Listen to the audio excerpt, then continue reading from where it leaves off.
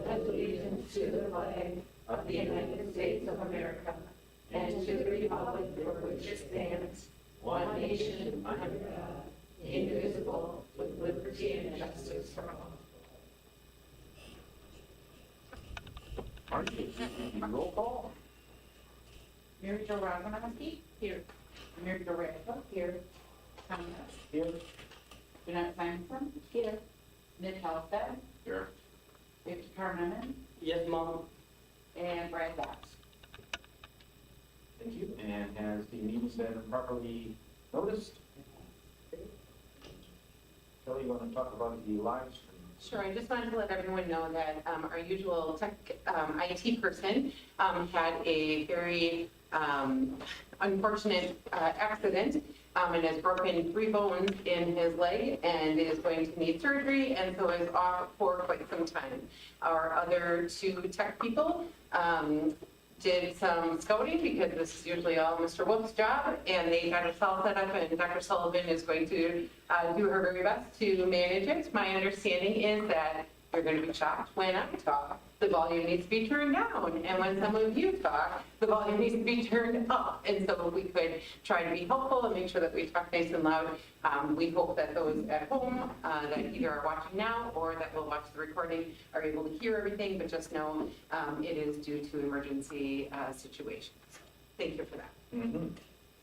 And we'll begin with 5.1, the gifts and grants. We have received a grant for the Career and Technical Incentive. We did, and so Ryan Johnson works with the students at the high school, and that is part of our academic and career planning, that there are students who seek industry credentials while they are still in high school, and the state wants to encourage school districts to offer those opportunities for students, and so they offer a reimbursement for each student that earns that certification.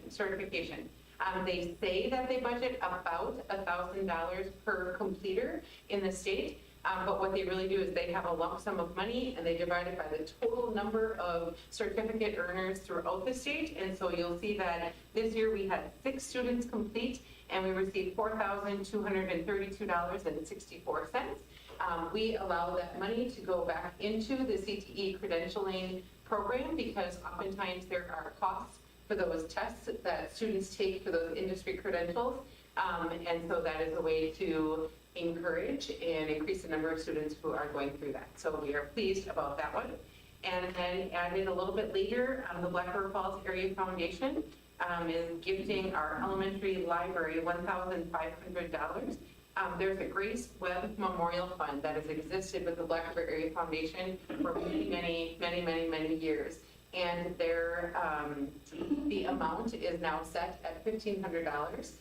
You can imagine that 40 years ago, that $1,500 was a lot more impactful. However, it's still incredibly generous. What they do is they rotate it around all of the schools in Jackson County. So this year it is Black River Falls' turn to have those extra funds available for use in the elementary library.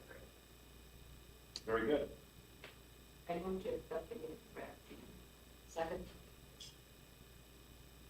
Motion has been made and seconded to accept these gifts and grants. All those in favor say aye. Aye. Opposed? Thank you. Do you have any signed up for public comments? Do. Patty Jacobson signed up.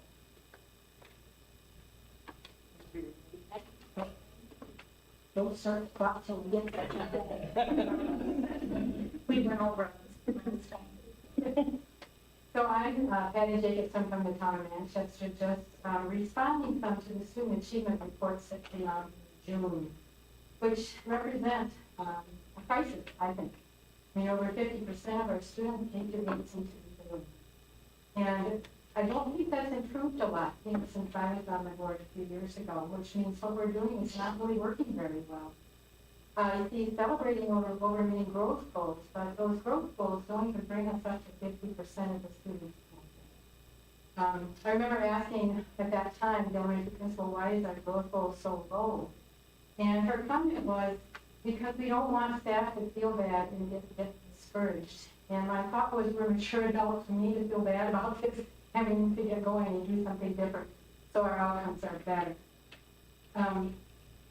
We have tried lots of different things. I know that we've been improve their achievement if we feed them. They fed them 2 meals a day and they take food home on the weekend. We are told that interventionalists, PCL, and instructor coaches for all health. We've tried mental health clinics in the schools and taken students out of instructional time for mental health care. We provided SEL instruction that was supposed to work. We followed most of the DPI guidelines and government mandates, and they have not worked. We put more money and more special programs in place, and they have not helped either. So for nearly 10 years, student achievement has remained pretty dismal. And I don't think we should tolerate that. I think we need to find a different way to do things. The people responsible for that are in this room. The school board, the school administrators aren't here today, but that is the main goal of the school board by oath and by statute, is to make student achievement, and make sure the students are prepared for when they leave school. So I know everyone has worked very hard. I know the teachers worked hard. I know you all have worked hard. You've been following the recommendations to focus on closing the gaps, to focus on equity. It isn't working. I don't think it can work. The results are pretty evident in the lack of competency we see now in many workforces. I always wonder when we see planes crashing, trains crashing, and there was just a recent FAA, I think it is, concern and meeting about the number of near misses in airline pilots crashing. And when we don't educate people to get things right the first time and to do what they can do at the best of their ability, we don't have good success as a society. And I get very concerned about that because it starts in families and it starts in schools with kids. So I did put together some strategies. Of course, I always have to have handouts and reading after seriously more than that. One of the articles I think is really interesting because I don't think it's fair to assume all of the responsibility on the school district provides the fault. It's a nationwide problem. But we can do something about what we are doing here. We can do different things. We have local control in the state of Wisconsin. We don't have to do what the state tells us to do all the time.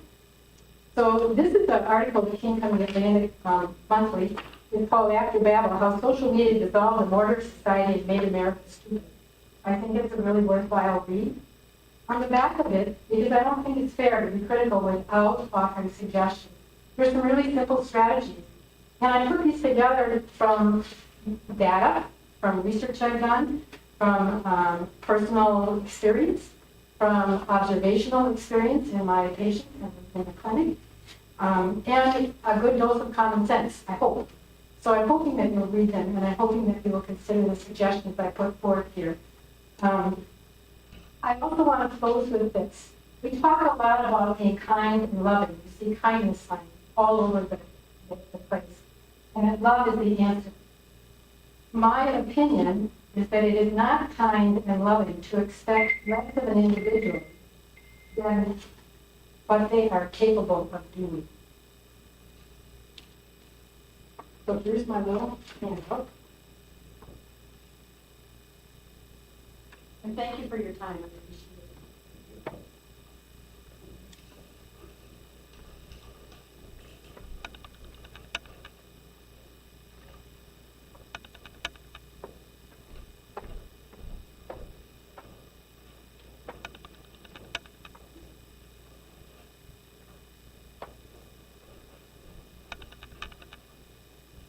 Any others?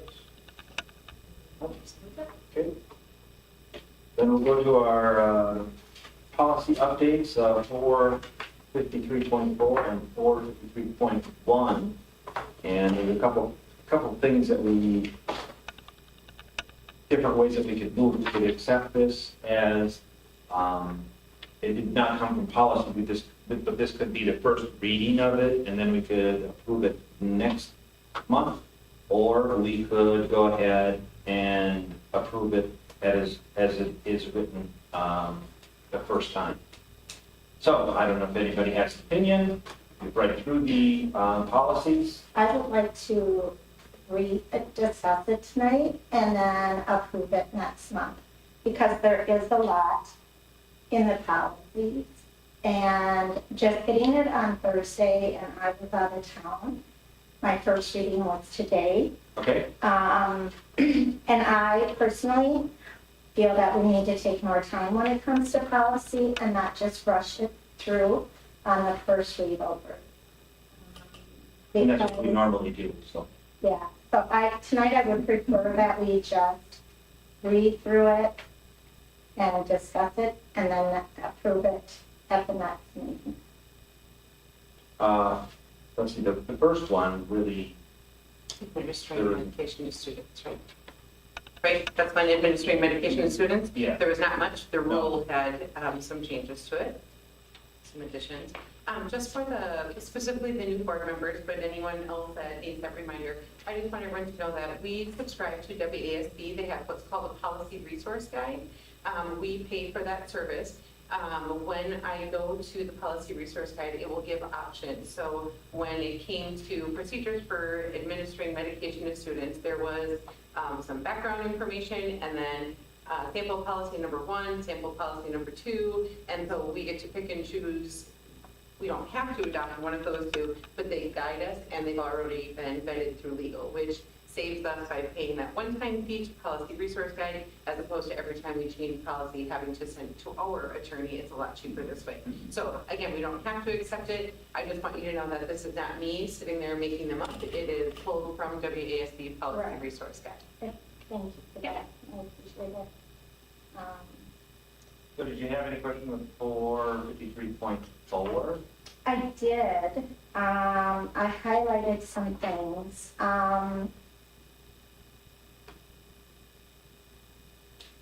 And I don't know if it's on the agenda for tonight or not, because I didn't see it. But Mary Jo did ask for it to be put on the agenda last month regarding the kids playing sports that do not attend our district. Sure, how is that connected to these policies?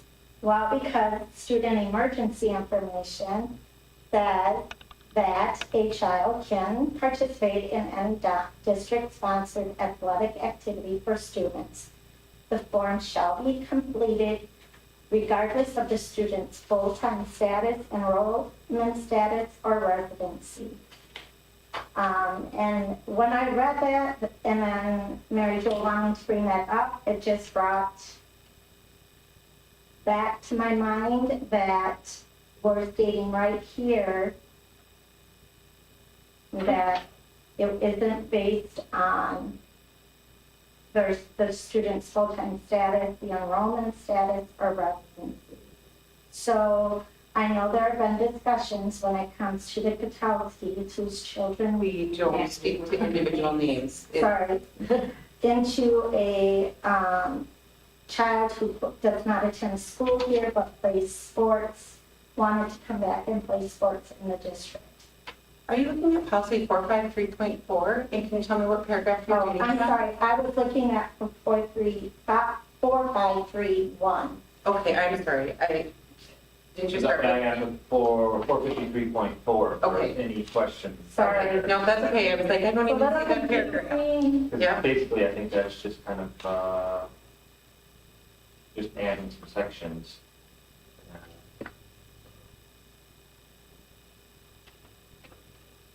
I think more, More of the legal, no. yeah.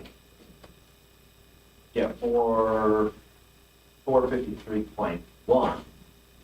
Let's finish this, right? Yes, you are correct. That one is the emergency nursing services. Yeah. Yeah. Okay, so is there any further discussion though on 453.4? Administrating medication to students. I just had a question on the 3 dot, administration of prescription medication. Except for the specific emergency situations identified below, authorized school personnel will administer a prescription drug to a student only if all of the following conditions are met. Well, when I read through this, then we go back to the Narcan, where is their prescription ahead of time? Right, down below where where it's been.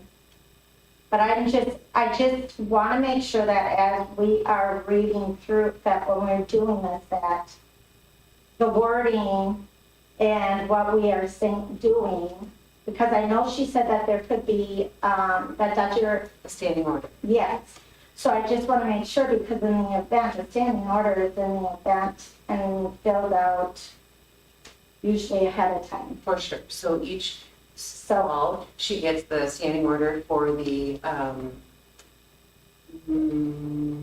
the epinephrine. yes, EpiPen, that's what I was trying to think of, yes. She gets those standing orders each fall, we renew them with, that's part of her procedures with our medical advisor. Right, Mhm. and I understand that, Shelley, what I'm saying is, when it comes to somebody who's overdosed, and we're going to give them Narcan, there's not a, the standing order, I'm assuming Dr. Rogers has to sign. And will it be, where will it be placed? For that. It will be handled exactly like it is for the epinephrine right now that we've been doing for years. That's exactly what this process would be. But it has to come from the, each child has to have a prescription No. from a provider. It can function just like the epinephrine. So so there are some students who have a prescription and they have a personal EpiPen. In addition to that, the doctor writes a prescription, a standing order for us to have one on hand if our trained staff deem there is an anaphylactic event. They can use it, whether that specific student has a prescription for it as well. So this would be exactly like that. I just want to make sure that everything is covered. Yep. Versus finding out, oops, you didn't have that in there. Yep. And I remember her bringing up the standing orders. Yep. Which is exactly why I use Policy Resource Guide as opposed to me making stuff up. Right, I wouldn't know all of those things without the help of. Right. I just, when it talks about or mentions things, it sometimes doesn't state everything that we would, I don't want to say everything, but like what we would be doing within the school itself. So, we talk about in 4, the administration of glucagon and epinephrine. And then we added 5. So that is totally a separate from the other one. So I'm okay. But if you read it numerically, 3, administration of prescription medication. 4, administration of glucagon or epinephrine. 5, administration of opioid antagonist. 6, administration of non-prescription. So it seems to flow to me, but if there's something missing, please.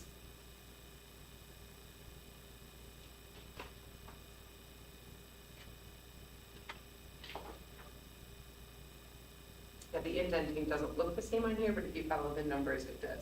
Sometimes when we do those track changes, it looks a little clunky, but if you look at the numbers 5, 6, 7, they flow 8, 9, 10.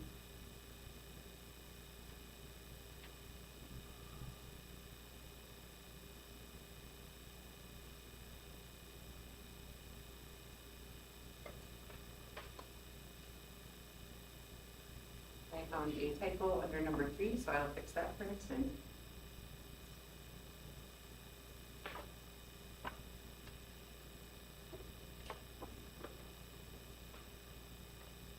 Again, the sense of urgency on these, we don't have students actively in our buildings right now. We don't have the Narcan available right now. It's certainly not been dispersed to any of the buildings, and so there's not a great sense of urgency at this time. I just wanted everyone to be prepared, I guess. Once sports practices start next month, is there a sense of urgency for that? Because we won't meet before that starts, Yeah. correct? I would think that if we don't have the policies, if they're not approved tonight, that it would probably be available in the offices, but not elsewhere. When we think of fall sports for field, cross-country, the field house for volleyball.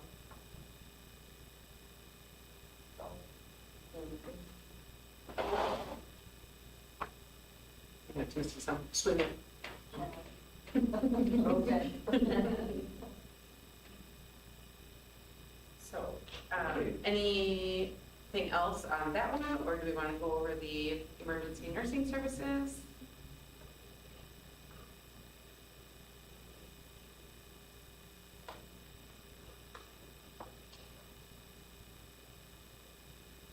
And you were citing a piece about participation, and if you could point me in that direction, I'd appreciate it.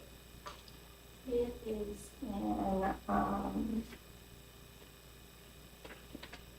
Is it the rule or the? actually, I do have another thing. Okay. When we look at, I just thoughts that went through my head as I was reading for this. Administration of the opioid antagonist by school personnel in emergency situation. School personnel who have been authorized to do so in writing and who have received all state mandated and any district required training may administer an opioid antagonist if the drug is available to any student or other person who appears to be undergoing an opioid-related drug overdose. If as soon as practical, the person administering the drug reports the overdose by calling 911. My question is, again, like I asked the last time, it's not truly locked, and are our kids being trained on the use of it? So here we're saying that our kids, that people are going to be trained on it, It says school personnel. school personnel. But if it's on a school property, who is responsible for training? If our kids get a hold of it. Well, school personnel is who we're saying that we will make sure are trained. We're not saying that we're training all students on. And my question is, if a student overdoses and a friend knows it, they go to get it, who has trained them properly in the use of it? I'm telling you, we are not stating that we're training students. And in my opinion, the board discussed that very idea of students having it available to them and whether or not they should or could or would or whatever to a friend. I feel like that was a lot of the discussion that has happened previously. And in our policy, people will be trained. School personnel will be School trained. personnel. Yeah, and they will be fine listeners. Just as they are for every other medication that we administer. So your scenario would be, got a friend here who's In school. in school, had an overdose, I'm his friend, and I'm going to get the, And I know that there is something available that I can get for, and give it to them. Who's responsible? I mean, if we're saying that a kid is now knowing that their friend is overdosed, not breathing, what are they gonna do? They're gonna run and grab them because they know it's accessible in the school. but don't you think that there will be school personnel available? Eventually. But what if it's only the two of them? And he gets help for his friend? I'm just saying, in our policy, I know it says school personnel, but we are leaving it wide open for everybody and anybody. Where do we not, and I get, we cannot train everybody. But the possibility of that happening and something go wrong, what then? But I'm wondering what could go wrong? I mean, What if the kid does, they don't say their friend? And it comes back, the parent said that the kid gave them it on school property. There's no legal liability for the district, just to be clear. That is what the policy is intended. I feel like we've gone through this before, and made a decision that we need to just get to how this is going to work with our school. And we have AEPs available, and trained people are doing that. I mean, we have a true emergency.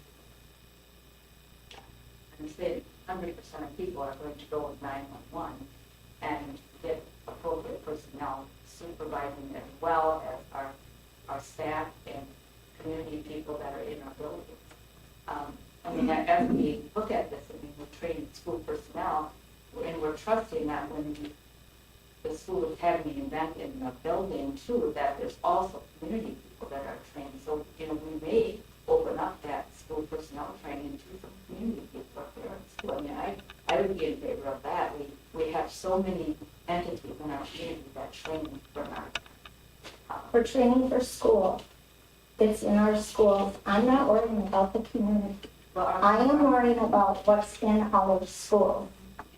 And that's where our focus is at, should be at. It's in our schools. our community people are in the school. They are, but we are not responsible to train them. If they hire somebody from outside to offer a course to take on these, just like they do out at Coachum, and they have somebody come in and do education, and at the end of it, they get the Narcan. And it is in the person's file that they have been given a Narcan prescription. So I am just looking out for us as a school. I'm not here like against it, but I am looking out for the safest thing for our kids. And that is my objective. It's not how much we can offer, it is the objective. And working at the hospital, I do know that even though we have a policy on it, I know people sue. And they will come after you, and there are ways for it to be, where they can say you're liable. I mean, that is, and to be naive about it is wrong. Is it the same with the defibrillators that are there, that anybody can go get that and use that? It talks you through it. Right. So it walks you through it. The difference is who's walking you through it. I think it's okay. I don't see your concern, but I do see your concern, but I don't think it's a concern. There's probably directions in the back. I would guess there's Yeah. directions. On And then that. target I would policy guess. also, I think it is a drug-free zone in the school, so that would be making policy right in here, I think. I didn't hear what you said. So would you like to expulsion? Well, I'm just saying, it's also a policy that the school is a drug-free zone, so if you're overdosing at the school, you already have a policy, Mhm. you know? I do hear you, Gina. I mean, I'm really hearing what you're saying. We've said it over and over, and I truly have trust that this will be okay with the way it's written, and our staff, our professionals, and will be trained correctly on identification, and our students will have someone to go to too. I mean, they're not just out around the phone. I trust in our staff that this will be, I'm okay with this policy.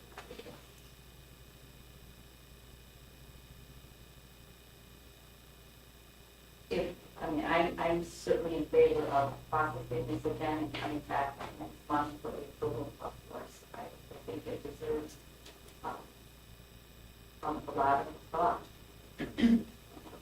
Well, this policy is more so geared toward like the school nurses having Narcan rather than the dispenser. It's not geared towards either one. One. That wasn't in the background information about the policy.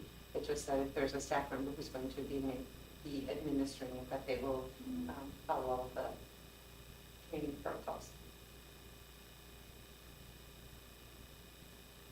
Okay. Any other discussion?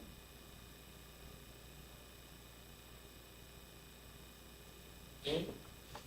Moving on to, emergency medicine services policy. We go through that. We did. Okay.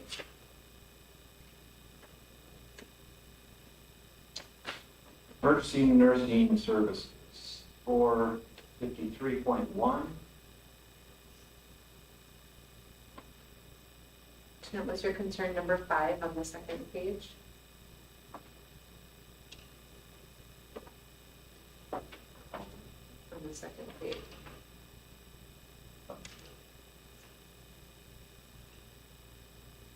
verify that emergency information forms are on file for all students who are attending school or otherwise participating in any school-sponsored athletic activity in the district, regardless of the student's full-time status, enrollment status, or residency. So the way I read that policy, and if others disagree, we can certainly re-edit that. The way I read that is if there is a student attending part-time, full-time, whatever, or is participating in a school-sponsored event, it's not optional. They must fill out that emergency information form. I don't read it that you get to participate in any school-sponsored event or attend full-time or part-time, and you need to fill out the emergency form. No, I understand that, it's for the enrollment, or filling out the emergency Yeah, form. yeah. I'm just looking at that sentence that says the form shall be completed regardless of the student's full-time status, enrollment status, or residency.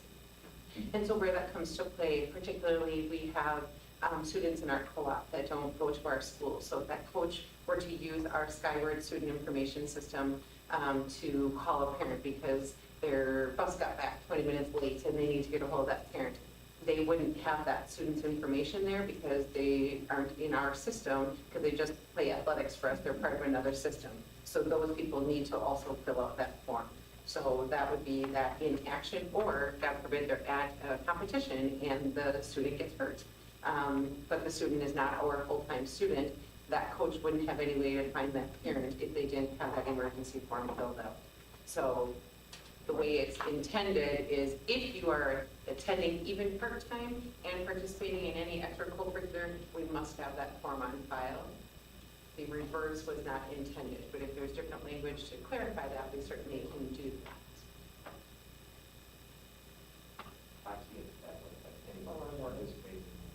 Regardless, they are, or we will get that information from all participants. We have students that do participate that aren't our full-time students, that they do school choice and or at public schooling and they participate, so they would have to have that on file. Right. And that would be understanding. Okay. Anything else with this policy?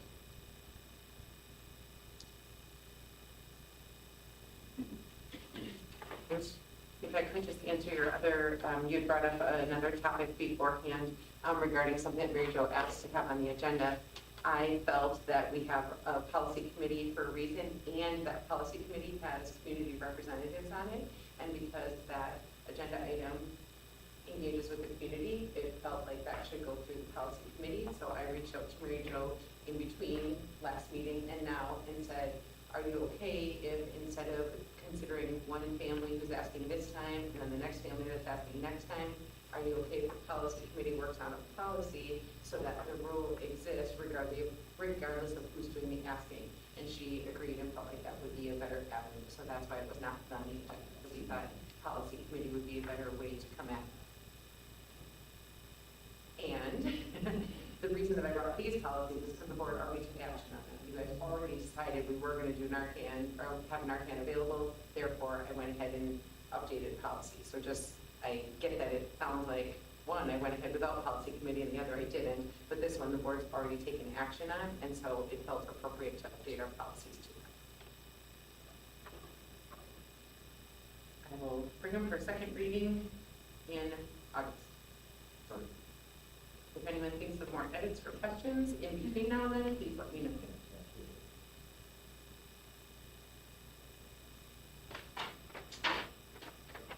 Okay, moving on to our 6.1, focus on purpose of board meeting schedule. Yeah, you guys are the focus on purpose this month, right? Yeah.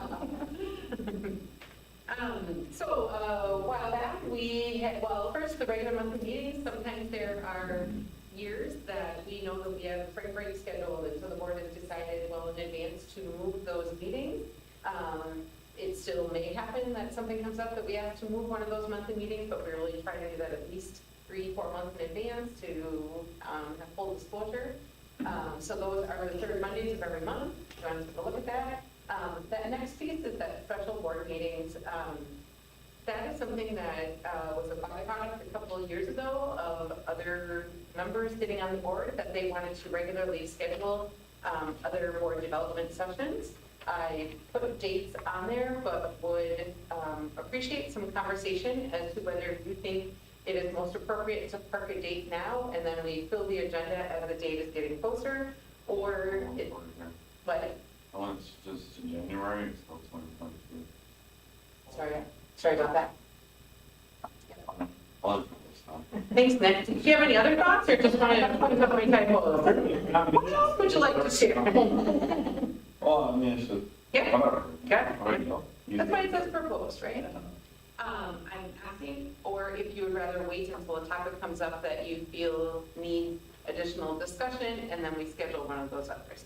The August one, you guys like, in the past have liked to go on a facility tour, so that one seems to make sense, but I'm interested in your thoughts. I think November makes sense also, because we need more time than just the board meeting to talk about report cards and scores and data. So I'd like to see that stay, but after that, I like having the dates, and if there isn't anything urgent that we need to discuss, I think we can essentially reschedule or cancel or for that. I like having the dates. I'm in favor of that, and then just disregarding if we have nothing to Review. discuss. But I also don't want it just a one topic discussion, you know. I mean, hopefully there's more that we might have to put on the agenda. That's how we get for our business for a lot more time and subject. Right. Will you be back on March 4th? I don't know, will you? Oh. Well, that date though. Well, on the 2023, I am. Ship has sailed. You were here.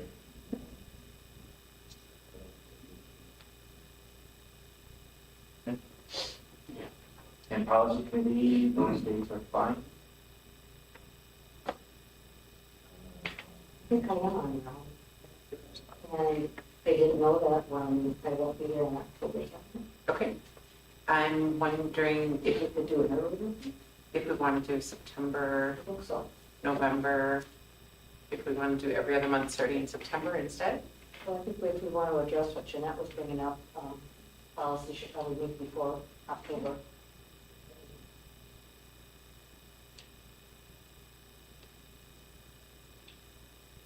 I had aligned the special meetings with policy.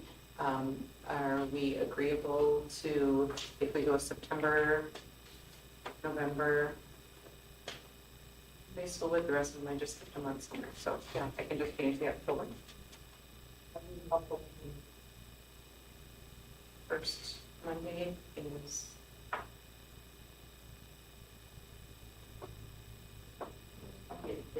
Oh, so no to that, would the 11th be agreeable? Who else is on the policy? 9 a.m. Okay. Would the 11th be agreeable? of September. Yeah. Should we?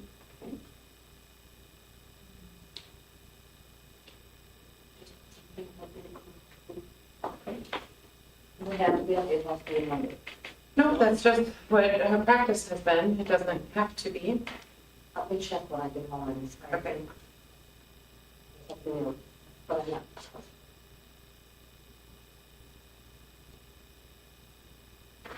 Okay.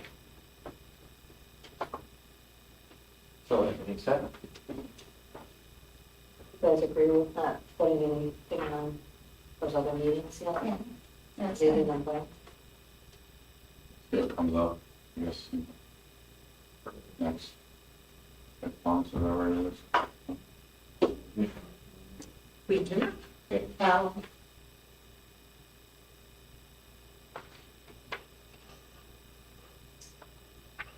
We have some, Appointment recommendations, recommendations. yes. Yes,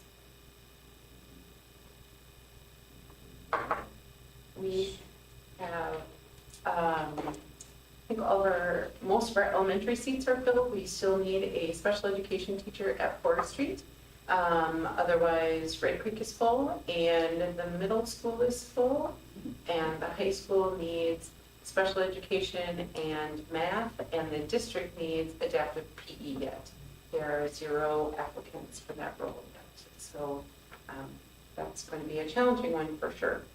I have one question, are we still doing exit interviews on all the resignations? They're invited, they don't have to. That's Very for sure. And I can tell you that some of the longtime aides have left us for higher paying jobs, which is unfortunate. We tried talking several of them into getting teacher certified, and that's a big jump from where they're currently at. And so they are fantastic at the work they do. They love doing the work that they do, but they need to do more for their families. So they are making other choices. We need a motion for this? Yes, because there are some professional staff on there. Is that something we could ever look at? For the aides? We look at it every year at the budget. So we do a lot of regional comparison, what our hourly rate is compared to other school districts. And our aid rate is about the median, right, Jill? I'd say we're maybe a little bit above the, we're a little bit above the average for our region. I think the aides almost compared to other. Do more rather than push that, I mean, I'm not. Quick trip. See, the other thing, we don't have work in the summer, right? They have 3 months of no hours, so that's And, harder. see, We have less hours in a year. Some of them would see that in the bottom, some of them. For sure. Exactly. Yep. I'd like to sell it, we don't have nights and weekends, you know, I mean, there are pros and cons. Right. We used to have a lot more 7.5-hour days, and then they were eligible for full-time benefits. And due to budget reductions over the last couple of years, we have fewer and fewer 7.5-hour aides and more 6 3/4-hour aides, which they can still get a single health insurance plan, very reasonable, but a family health insurance plan is a significant leap for them yet. So. You know, on that same topic, Nick, when I read those articles that Shelley sends out to us, and you see some of the increases other school districts are giving to their teachers, I'm concerned about our salary there too.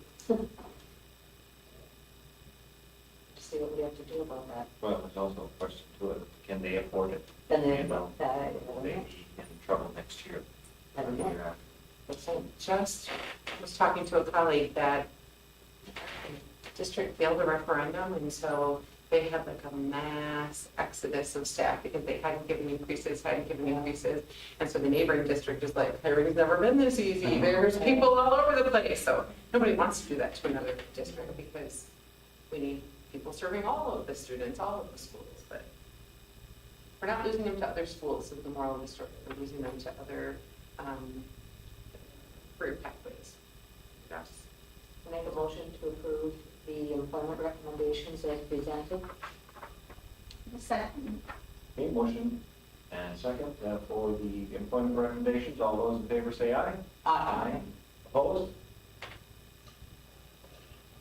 Okay, moving on to 7.1, academic standards.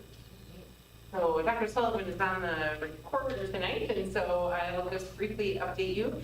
This was part of the biennium budget bill probably 4 years ago, 6 years ago, I don't remember what year. But it is now statute that every school district must publicly adopt the standards that they are aligning their curriculum and learning around for the school year. It must be available to all families, and so the notice goes in on our website as well as in our public notice annual postings that go out. So there are no changes from the previous years. I'm just going to remind everyone that while we adopt a set of standards, these standards go a mile deep, and there are so many standards labeled. We would need kids in school for probably 14 years in, high school just to get at all those standards. Our teachers use those as the framework, and then they adopt what they've agreed are the priority standards at each grade level. Again, if you read through the ELA standards, if we went to school 12 months out of the year, we couldn't possibly get to all of them. So the academic standards are the foundation of the work, not a word-for-word guide that we utilize. But that does need action. I move that we accept these academic standards for the 23-24 school year. Second. Okay. Motion made and seconded. All those in favor say aye. Aye. Opposed? The student family handbook from the high school. Last meeting, we did not have access to that, but gave them permission to do the lawn portion of it, but looking at the handbook, if you have any questions. I've talked with Luke and Kim about it, so I can probably answer them. If not, I certainly can reach out to them and get an answer for you. And again, apologize for the technology concern that you didn't have it before you last. I think you had it, you didn't have any of the track changes. You couldn't see what was new.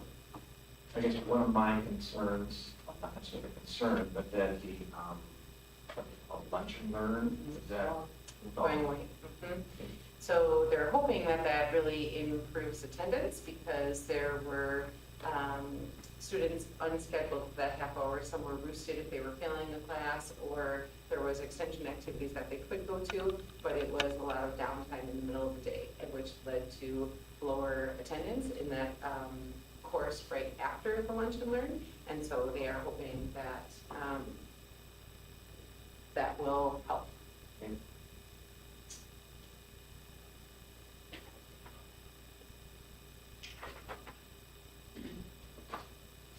Anybody have any issues with anything from the handbook?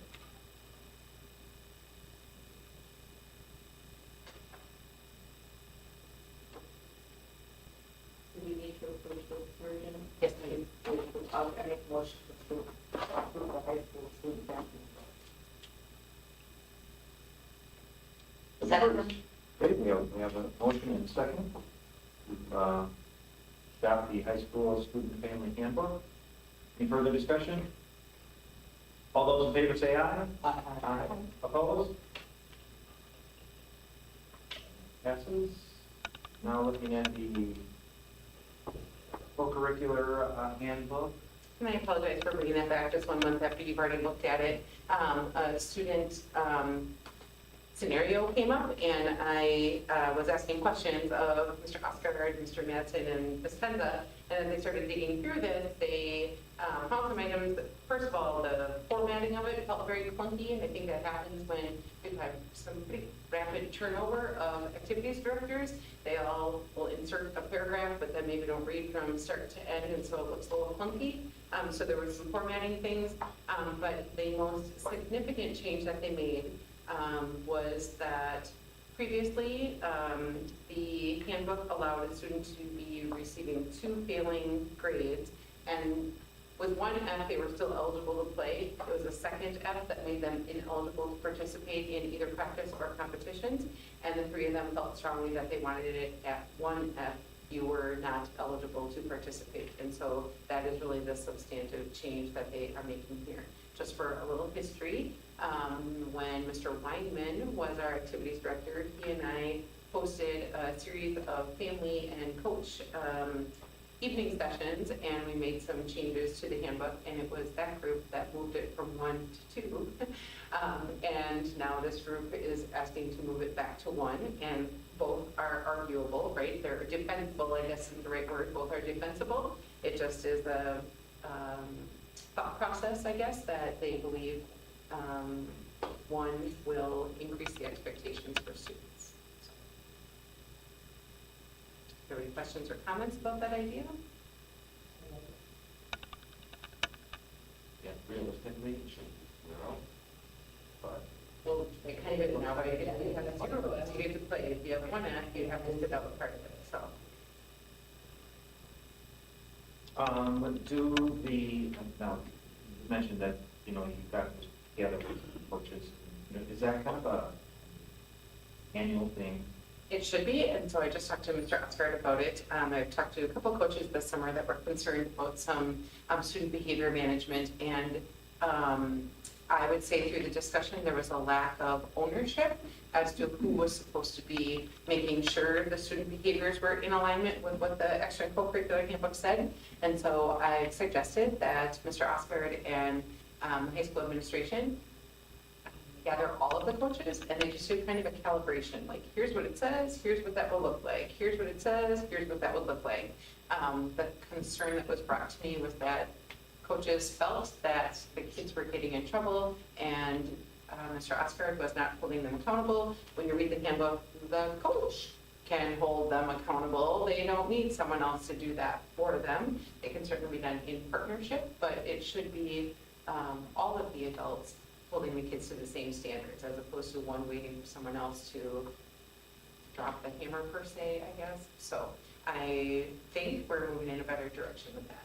And I just remember as a coach, it Yeah. just seemed like it was an annual thing that. Sure, it's been a while. Coaches meeting, and Yeah. this was part of the discussion. Sure, and just for the board's information, when we were talking about it, I said to the coach, you are the varsity coach, even if you felt like that kid should have gotten a stronger consequence from Mr. Oscar, you could have sat them. You didn't have to let them play. And they said, oh my God, they're, this would have happened. I said, but you have that choice, right? So I just don't want you to think that we are dictating all of that.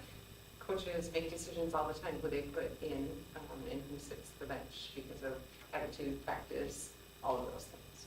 And the S only apply to sporting events, not those other clubs. It does apply to, there were groups. Yep. Because I remember before the musical one year, there was an awful lot of tutoring happening. Apply to all the other groups. Or the boys, the groups, they're, yeah. Yep, it should be all of them. So you can't be a half club if you have You're not supposed to participate during that time. So if you look at it, you have like 5 days and nights from the first competition held for that activity. If it's 2 or more failing grades, then it's 15 days. With the standards base, it's a little bit clunky, but they've devised a way that every 4 weeks there will be a grade report run, and they will be able to mark their progress. So. Okay, so I move that we accept the co-curricular handbook. Who's second? Okay, motion and second. Any further discussion? All those in favor say aye. Aye. Opposed? Our data analysis calendar, student success report. Sure. I also included in there the August staff professional development calendar in there. As you can see, there's an awful lot that happens in August. People that say teachers have 3 months off have not spent a lot of time around to school in June as they wrap up the year or August. When you start looking, I would say by like the 14th, 15th, like people are here for the duration then after that. I wanted to highlight the conscious discipline training that's happening. If we had not been the recipient of that large ESSER 3 grant that was all for out of school time professional development, there is no way we would have been able to bring that type of training to Black River Falls. We have over 60 of our staff members signed up for it. There's 2 days what they call champion training, where those people are going to be trained to lead within the schools using the conscious discipline framework. And just to be clear, conscious discipline is all about regulation, but it's an awful lot of the adults regulating themselves so that they can look at a student's behavior as just that, a behavior, not the student themselves, right? The behavior is the problem, not the student. So it's an awful lot on self-regulation and how to handle behavior challenges unemotionally, but through a teaching lens, right? You are always a teacher, and every single incident is an opportunity for you to teach somebody to respond differently.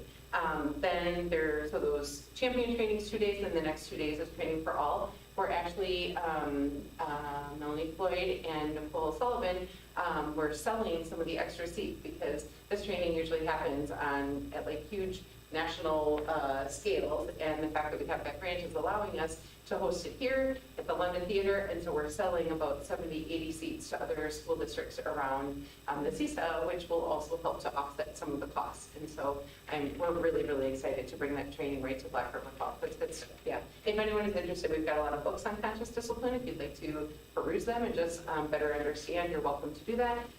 That training you would need to register for if you're coming, but if there are any other topics that you see on there that you are interested in dropping in, just let myself or Dr. Sullivan know, and we'd happily have you join. So, and then the other piece was, we talked about our data calendar that the district utilizes.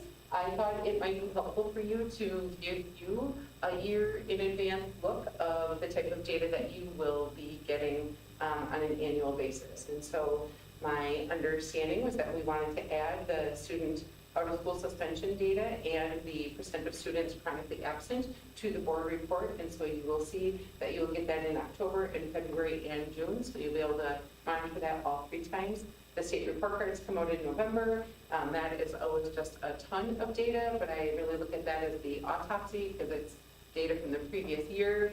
And then the students with 2 or more Fs, that will come back 2 different times as we get through the semesters or trimesters. So, are there other data pieces that you know you would like to see? And I just thought of the participation is always in June. That's for our core agenda. So, any other data pieces that you think should go on the annual calendar? This message by Race titled That Other Helper, Race Thanks for this message from John 14, 15 through 31. And then the next page, I just broke it down a little bit differently so you can see what type of data we have. And then in the bottom corner, there we go. You will start to see all of it broken down by those different disaggregated groups so that we can monitor the gaps and see our progress there. So gender, special education status, ethnicity, and meal status. You were kind of wondering about when you see all the different reports. This probably gives a pretty good picture. Yeah, this is the one. Yeah. Okay. We already done I read. I ready? By two different principles.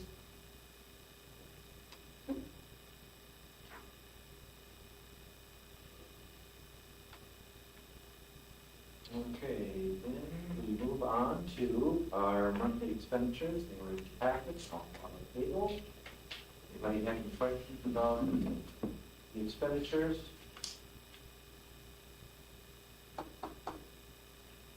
Entertain a motion to accept those. So, second? Okay. Motion and second to accept the monthly expenditures. Any further discussion? All those in favor say aye. Opposed? Thank you. Jill, you get to speak? I do. Get to, that's right. And so I want to apologize for getting this in the packet so late on Sunday. It was a lot.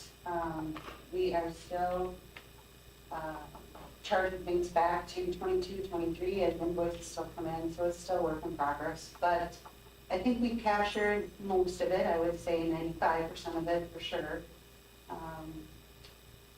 For those of you who are newer to the board adopts the budget in a certain format. And anytime that we have expenditures that either add to it or subtract from it or just change the amount, we have to bring those to the board. They're not in that account manner. A lot of these are new grants that we haven't captured yet.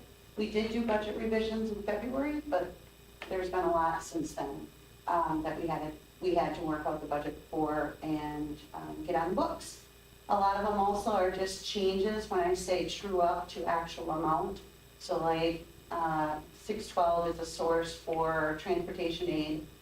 We received about $3,800 less than what I had budgeted because again, it's a budget. I don't know actual amounts that we're going to receive in June of the prior year. As you know, you just set the budget in June for 23-24. So this is cleaning up 22-23. To either what actual grant amounts were or actual aid amounts that we received. In the 700s, which are the federal ones, there's a lot of activity going on there. And as you can see there, what they say, whether it's a homeless grant or the ESSER 3 funds we spent more in or whatever. So those are it, and then the expenditure side of it, as you can see, the expenditures equal the revenues, so we're making those adjustments on both sides. For expenditure accounts, the board approves them at the high roll-up function, it's called 100,000, 200,000, or 400,000.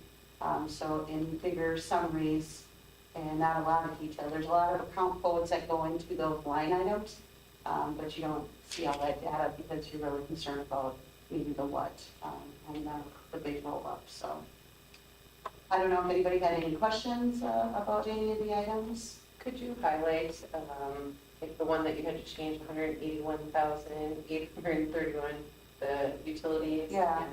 So we were able to, I had to move some money around a little bit because our utility bills came in much, much higher than we had budgeted for, to the tune of about $181,000. We were able to move some funds from other instructional coach budget. So I moved some of that to ESSER 3, which freed that up in Fund 10, which then I was able to use it for the utilities budget. Our operating supplies for our maintenance and operations were higher than normal. Bus fuel was higher and repairs were higher. So all of those together were bringing a much larger budget.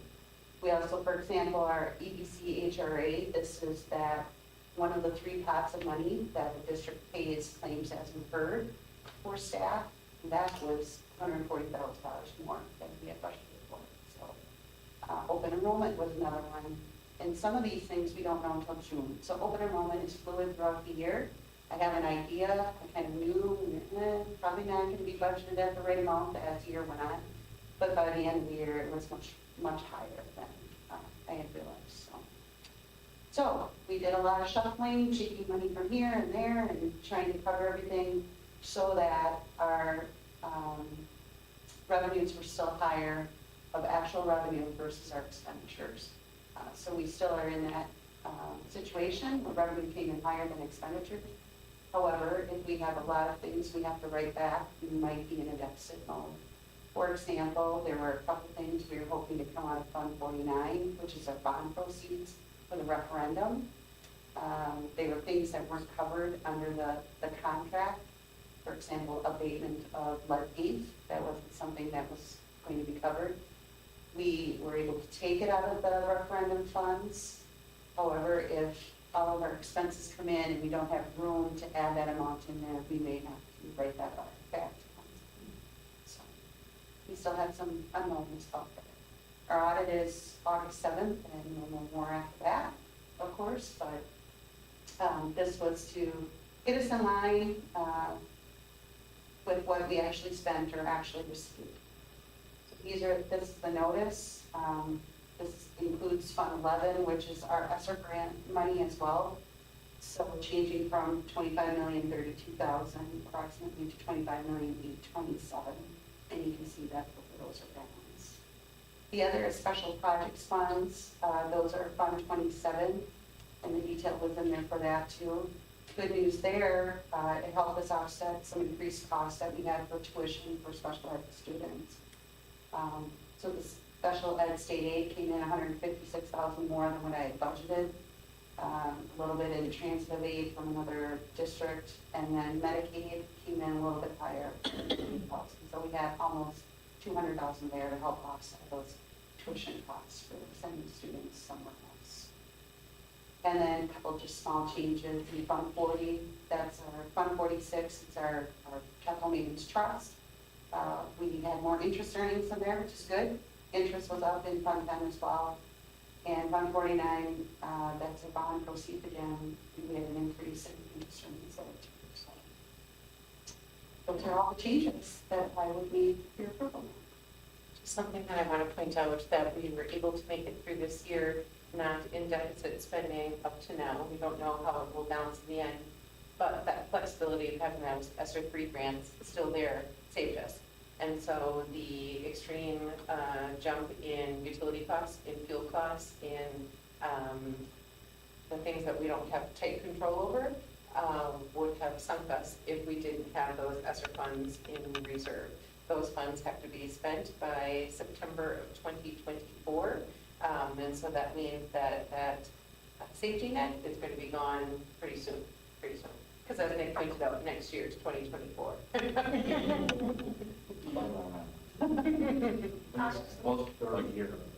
Us feels somewhat normal, again, something else, confidence here. Yes. No, it's not running over here now. Yeah. Oh, Yeah, I saw diesel down. Yeah. I was just gonna ask, are they diesel or are they? We have both, most are diesel. So, maybe, well, that's good, So but that would be nice. We've been running tight, honestly, in the transportation budget for many years, and since it was $5 a gallon, $4 a gallon. So. Or we could have $10. probably can afford to buy them now. Out there for schools to do that, the electric bucket, but not good in the front because they don't overcharge for our whole road. You know, but they have some grant rebates for schools. In talking to city and county officials too, the power grid isn't set up for us, either to put in some charging stations, so that would be a concern. Yeah. But yeah, we have looked at those electric bus. There are some where we could do more shorter routes, but charging them, I'm not quite sure. It would frustrate the whole community, but.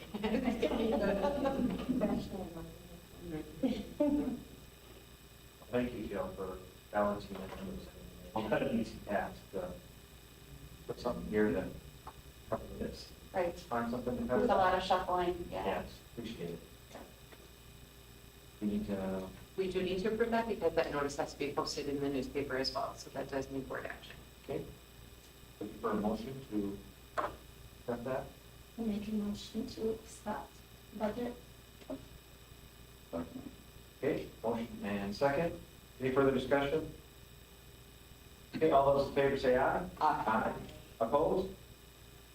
Motion passes, and we'll go to your facility update and schedule that walk for reading one.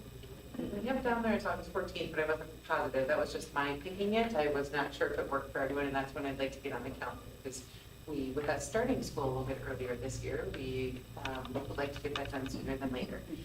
In terms of other updates on facilities, all the masonry work done at 4th Street, we're actually going with a different flooring installer for the remaining work. We are saying no thank you to the person who has been working on fixing the other errors, and Mako's Flooring gave us it's still a lot of money, but they gave us a competitive quote, I guess, compared to where we were, and there's an awful lot of confidence in their abilities, and we believe it will still be done by mid-August, so that we can have that building completely wrapped up by the time staff are coming back to get ready for kids to come back. So that's exciting. High school stuff, the roof is done, and our own crew has been doing just a ton of painting. I think the high school, with those two massive projects over the last, 7 years, you can really tell when you're in areas that weren't part of the referendum, because it's like new and then like really odd wall color choices and stuff like that. And so they've neutralized just a ton of it. And Mrs. Penza is working with the club's advisors and with Andy Oscar to do some Kegger Pride stuff up in the hallway. And the new Athletic Hall of Fame and Distinguished Alumni walls and all that stuff will look great on the neutralized palette that they've been working on. So the amount of projects that happen during the summer work is just unbelievable what our crew does. It's unbelievable what they accomplish. So I'm excited to show that off to you. Shelley, I don't know. Yeah. Who did you say is going to do the flooring? Mako's Flooring, I believe they're out of Green Bay, Jill, is that what you I believe? haven't heard of them before. Yeah, I think they're out of Green Bay. I think they're kind of doing it as a favor to our general contractor, Myron, because they're in such a bind with our flooring that they reached out to a longtime partner of theirs and said, can you please help Black River out? They've been around the mill with their flooring challenges. So I think that was probably the connection. Yeah. And then the, 14th. If that works for everyone. I'm not gonna be here, but I don't want to be here. Would you rather pick another? I'm open, obviously. The 21st is the kickoff with all staff, so, and that's our board meeting night. So I wasn't sure if you want to do it the week before that, or if you wanted to do it.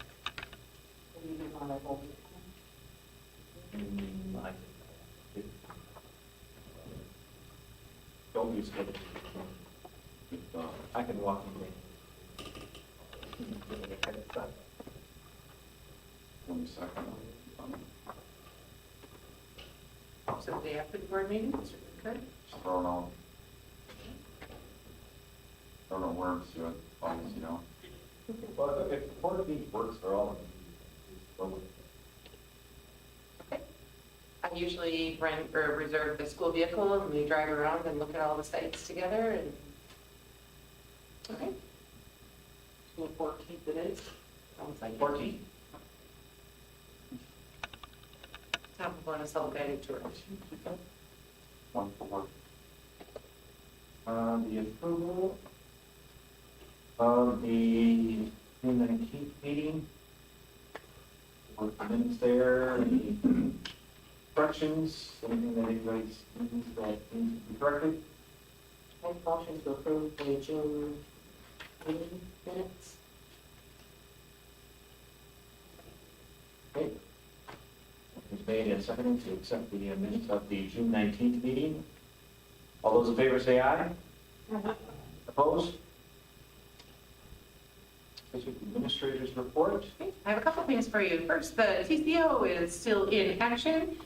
We met, the fundraising and events committee met last week, and we are going to try to pull off the Tiger Pride Fun Run. We decided on the Saturday before homecoming, hoping that we can kind of do a fall kickoff event for students and families. So there's a really great group of motivated people that came from the community and are launching that. The TCO also has a committee of people that had signed up to help with bylaws. They're scheduled to meet July 27th to work out those bylaws, and then August 9th is the next all-group committee meeting where they will hopefully elect their officers and such so that they know what their bylaws are and what their processes are for the rest of their decision making. So just want to let you know that that group is still active and super engaged, which is exciting. Yep, it is September 16th. Fun Run Walk. All of you would be invited to the August 9th. Yes, definitely for everyone. That's like the default. Just an update, as you may know, I've been meeting with the Ho-Chunk Nation Education Department on every 2-week basis since like February. And we had meetings scheduled for throughout the summer. But with the election of a new president, they have appointed a new executive director of education for the Ho-Chunk Nation. It's Ryan John Crane Jr. He has been in attendance at those meetings that we've been having since February, and so that's nice that he's already up to speed on the discussions we've been having. And he just asked for a little bit of time to get his feet under him before we continue our conversations, and so we haven't met since early June, but we will, and I anticipate firing back up with those discussions shortly. Wanted to update the group that the vandalism claim for Forest Street, first, I know I've said it before, but I'm going to say it again. We're finally in the home stretch of that insurance thing, and Jill has spent what feels like years of her life on the documentation that they've asked for, because we had 2 separate policies that one was our builder's risk and one was our normal property insurance, but each of them have third-party people beneath them, and they all want different documentation, they all want it in a different format, and they all say we're not paying unless, right? So there has been so much manipulation of that data and packaging and sorting, and it just has been so incredibly much, and so Jill's done a phenomenal job working her way through that. Our partners at Myron, there's the last little ask, we think, when they get this last little piece in, we think that the whole claim would be ready to be paid. For a while, it was looking a little bit concerning that we were going to get some of the claims denied because they didn't feel like they got the documentation in a way that they were willing to accept. But as of today, we think we're in the home stretch. Next on that topic, I had the opportunity to testify at a restitution hearing for the juvenile that is involved, so I can't share the name. That juvenile has been ordered to pay the deductible that the district had to pay for the insurance. And so that total amount is $15,000 in deductible. That does not even drop in the bucket, start the number of manpower hours that have gone into it, but as far as the actual insurance claims, that amount was $15,000. So that juvenile has 1 year to pay that restitution. The other individual who's being tried as an adult, they are still waiting to schedule that trial. I heard that early August would be the next action in that case. So I will certainly be called to testify in that case when it goes to court, but they do not have that one scheduled yet. I know I reached out to them, like a citizen, saying people are asking in the community, is we're taxpayers, we want to know what's happening. So do you think? And how do you share that? I don't know how to share that. Because the juvenile, we certainly can't waste the name. No. We can say that they have a year to pay back they were ordered restitution. Is it another part of it? That, Restitution? supervision, and community service were also ordered for that individual. We could figure out a way somehow to get it out, maybe once, maybe, or be in the paper when the trial starts. I would think, but I don't know. If we could figure out a way, because people are asking. And that's, I understand that they'll look to us because it was our building, yet we don't get any part of how that process works or anything. So I understand the want to know, I struggle with how to do that. Yeah.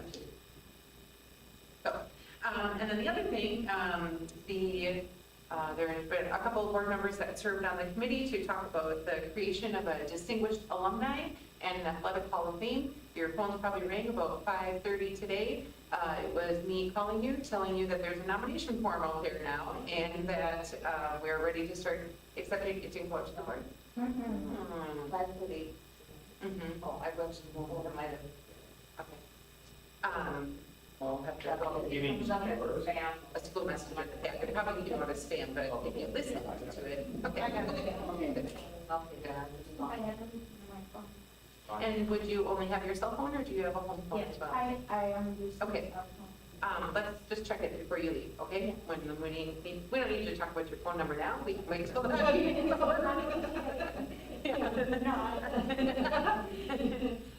So I'm excited that that committee did some great work. Ms. Penza from the high school did some great work, and we're ready to move forward. We're looking for some artwork, artwork from the print shop to give us some logos, and there will be a display wall up at the high school. And our idea is that this year we will induct our inaugural class. And so there might be a few people, but then moving forward, there would be at least an athlete and a distinguished alumni each year that is celebrated. And we thought that homecoming would be a nice time to do that, to encourage people to come and be a part of it. So that process is rolling, and that's exciting. Last update is our new website. We're getting closer. It is just a really tedious process.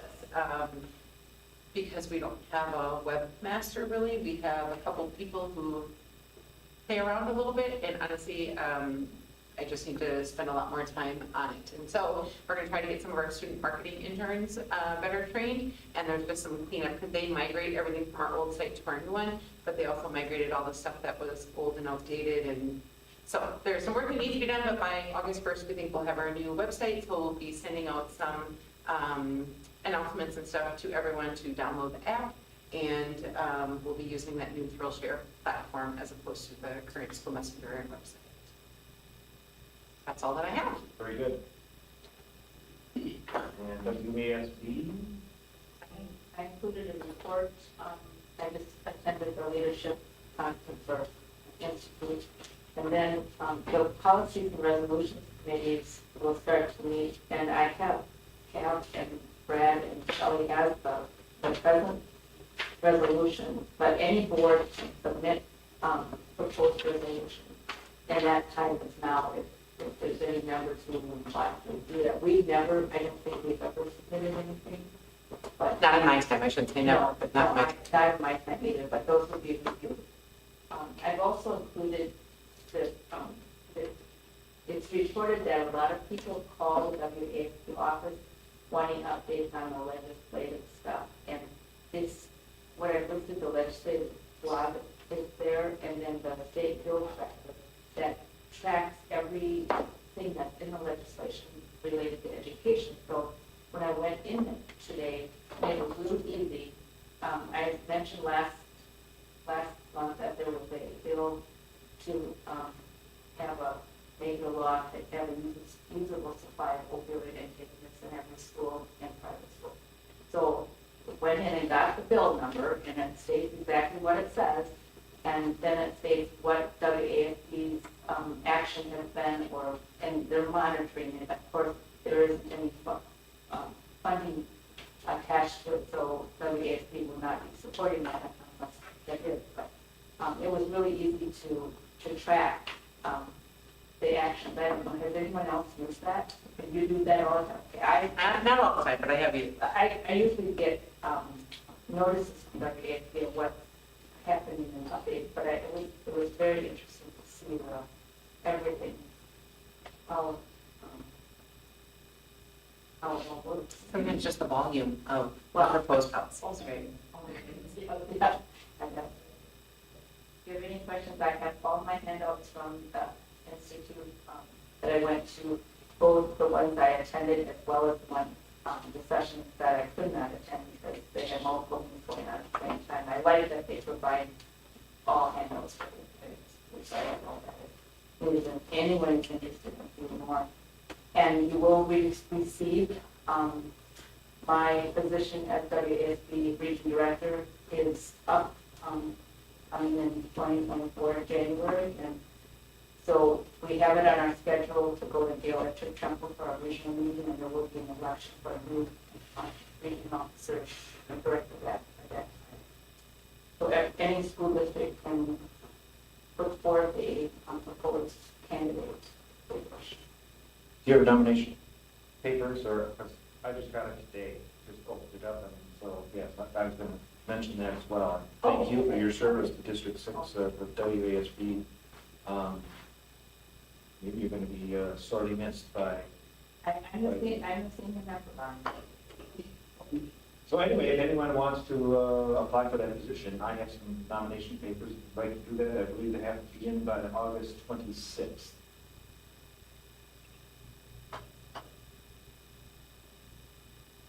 Any conference, workshop attendance? Probably not. I would just share that the new teachers are all here on August 14th, and we typically do either a breakfast or lunch with the board. Breakfast? And we're asking for breakfast.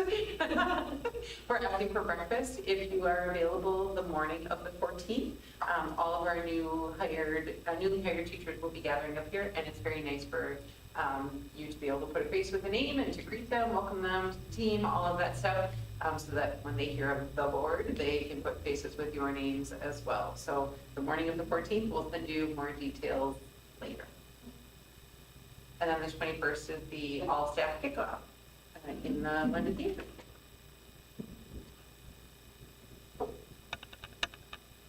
Any connections that anyone's made throughout the summer? Okay. I have one connection. We are meeting on 24th this month.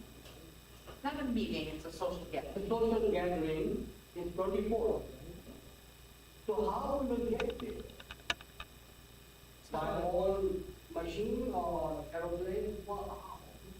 So because it's a social gathering, maybe we could finish the meeting and then talk about it, or, because it's not like school business, it's It is totally not in the school business. okay. But how to get it there, we have to get it. So I can, Let's just get through the meeting first, and then we can discuss that. How's that? Oh, perfect. Do we have any future agenda items that need to be brought up? I would like to put on the agenda about the materials that we receive. Just like sometimes when, with me working full-time, and then I went on vacation and I didn't get the packet until later. It's just, I just feel like maybe we could address that and see about getting it a little sooner. Get it sooner? Mhm.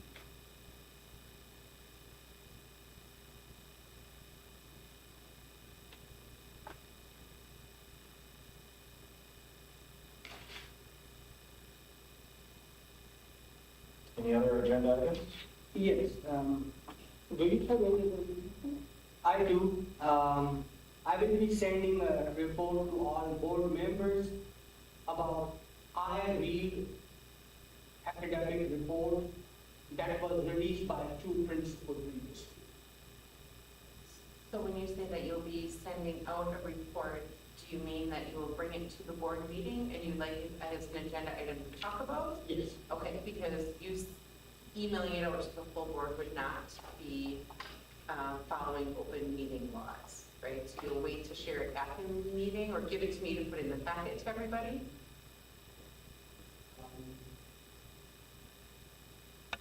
Materials that you have. Yeah. But in this case, like, April 6, 2023, I sent a request. It was not put in agenda. April 12, I sent a request, not put in agenda. April 28, I sent another request. It was declined. And some of those you've received the why behind the Yeah, decline. so you want me to send to you and you will put it in agenda? When you said, I will be presenting a report to the board, I was unclear if you were planning on, if you wanted an agenda item and talking about it, or if you were going to send it out to the board and want discussion there. I was uncertain what you were asking for.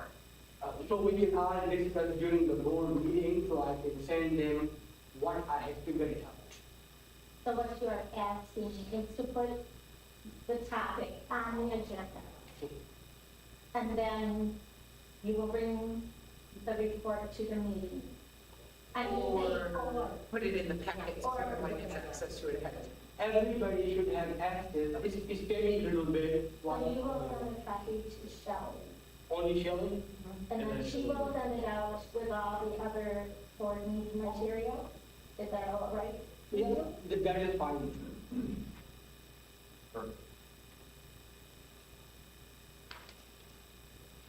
Anyone else? Agenda items? Here none, looking for a motion to adjourn. I like, I second. You made the motion. Here, you gonna second? All those in favor, say aye. Aye. Okay.